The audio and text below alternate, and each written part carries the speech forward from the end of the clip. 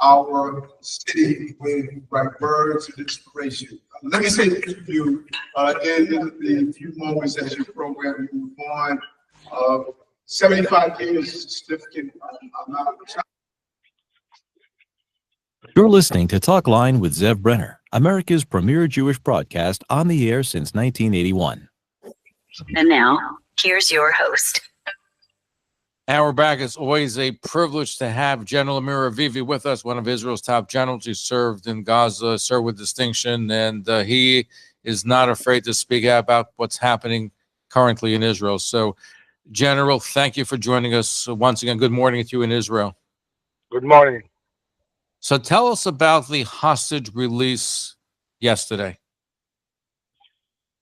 Well, I think it was pretty shocking for all Israelis. On one hand, Israelis are very happy to see hostages coming back, but also shocked at the terrible conditions that they have been kept, and the fact that they lost so much weight and have been abused in a terrible way. This also creates anger and Israelis wanting to revenge Hamas, and I think it's crystal clear that Hamas needs to be completely eradicated. This organization needs to cease to exist in Gaza, and I think that there is a determination in the government and in the army to make sure that we reach the goals of war, and Hamas won't stay in power and will eradicate them militarily and as a governmental entity. Now we are focused on bringing back the hostages. There will be a point when Israel will go back fighting and will eradicate Hamas. But why the piecemeal, where 3 hostages today, 3 hostages last week, 3 hostages? Why not make one deal? If you're going to release all these terrorists, release all of them at one time and get all the hostages back at one time. Why this piecemeal? It's very simple. It's because Hamas pushed the deal in a way they can rebuild themselves. What would they get for doing it all at once and then Israel going back to fight immediately? They won't have time to recover. This is why they didn't agree to this kind of a deal. We have to remember we're dealing with monsters. We're dealing with an organization that has kidnapped people in order to survive, in order to have leverage, in order to be able to rebuild themselves. And they are taking advantage of that. And I don't know if we could have done a better deal, if maybe we didn't negotiate it the best way. But this is the deal the government managed to get. It has a lot of problems. It's a terrible deal. But at the end of the day, we need to bring back our hostages. But I can say that most of the things we are paying, it's reversible. It's things that Israel can push back. Like, for example, now Gazans are going back to the northern part of Gaza. We can push them back to the southern part of Gaza in a week. We are withdrawing from Netzarim corridor. We can go back to Netzarim corridor in a matter of hours. So we understand that there are things that we're doing that will be harmful, like releasing terrible terrorists, but also we know that we can change this and go back fighting. And I can tell you I visited the Southern Command last week. I'm talking to the leadership of the army, to the government. There is a determination to win decisively against Hamas, and when we look at this deal, we need to look at the overall picture. It's a process. It's a step on the way to total victory, and this connects also to Trump's vision of relocating the Gazans elsewhere and creating something completely different in the Gaza Strip. So I want to get to that, but this deal was the same deal, pretty much what President Joe Biden had presented, 8 months or a year ago.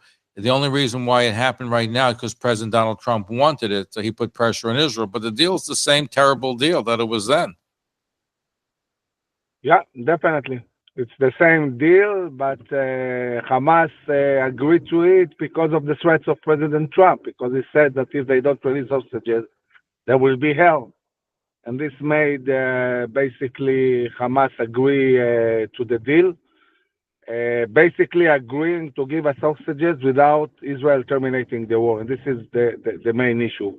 We are not giving up our right to eradicate Hamas. What about Israel? Hmm? Yeah. what about Sorry? President Trump's Gaza plan? He wants all Gaza to be evacuated, sent to Jordan, Egypt, whether other Arab countries, and to rebuild the Gaza in 10 or 15 years with either the Palestinians coming back or making the Rivera of the Middle East. But do you think that's really feasible? Jordan definitely won't take him. Egypt won't take him. None of the Arab countries really want the Palestinians. They know they create problems and headaches for them, to put it mildly. I think that the vast majority of the Gazans want to emigrate. It's not new. It was a phenomenon even before the war and certainly now. And we have to facilitate this. We have to assist them in doing what they want to do anyway, to emigrate.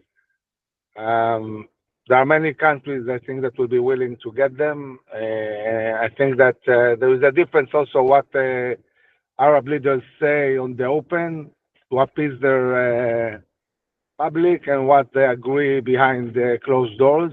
So I think that President Trump has a lot of leverage and definitely can create the terms needed to promote migration from Gaza. It's something that definitely can happen. I would assume that at least 50% of the Gazans will emigrate. What about the other 50%?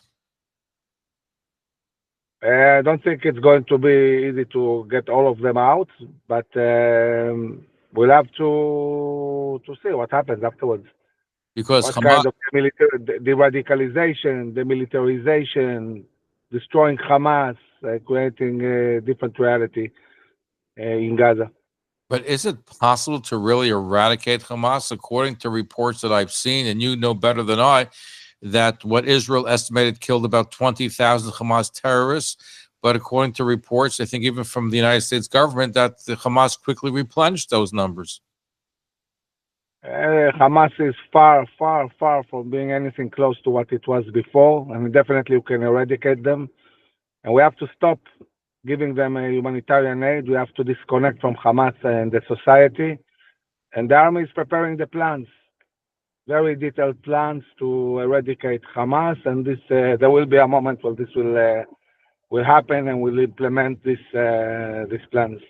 But that cannot be done as long as the hostages are still there, because you can't just bomb out the tunnels and flush them out, because the hostages are there, or at least some of them might still be there.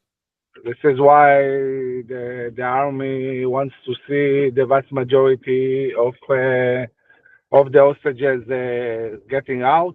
Israel is willing to extend the ceasefire to get as many hostages as possible. There will be a moment when Hamas won't agree to give any more hostages, and at this moment we'll go on a full-scale attack on Hamas. I think it's going to happen after stage one, or the stage will be somewhat. We'll see the stage being postponed. I mean, we'll get more hostages on the terms of stage one. We just get your camera so we can see you fully. Yes. Those that are watching us on YouTube as well. Sorry, I need to, unfortunately, finish the interview because I have to go on national TV, on an Israeli TV. So we appreciate you being with us. Thank you for being there. Thank you for keeping us informed of what you're doing for Israel, for all of us, really. So thank you for your service. Thank you, General Amir Avivi. Thank you. Bye-bye. And there you have it, the General Amir Avivi, who is considered to be a possible prime minister candidate for Israel here on the Talkline network. And we're going to take a short break. We're going to be right back. Don't go away. Stay